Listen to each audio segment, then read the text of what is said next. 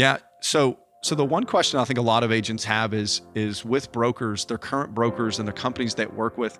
I think they feel lost, and I think a lot of agents feel that they don't have that one-on-one connection. They have a big company. There's a lot of agents that work there, and they think that they have that support. But I think another unique part of Seaport is, we're not a group of 1,000 agents. We're a small, unique boutique firm. And the most unique part of where we are going, the biggest transition in my position of Seaport is stepping back, but at the same time stepping back, moving forward with the growth of Seaport.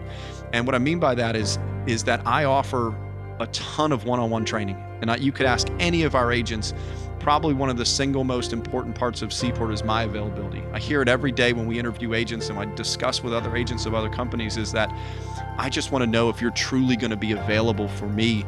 And I think you could ask any of our agents at all three of our offices that I'm always available.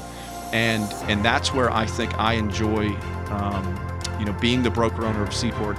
I enjoy most of looking back, analyzing the 10 years that I've done in this business, all the success, all the sales that I've been able to transact over my course of 10 years of owning Seaport.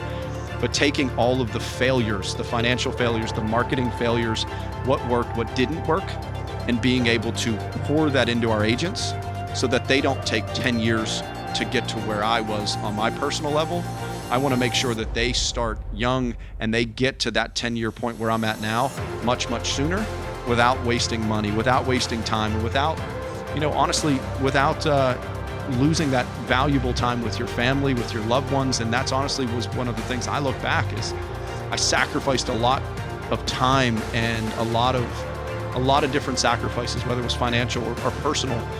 But personal is the one that I look back, I wish I could have back. And you can't. When it's gone, it's gone. And so I want to make sure that our agents' lives are truly changed for the better through these new systems.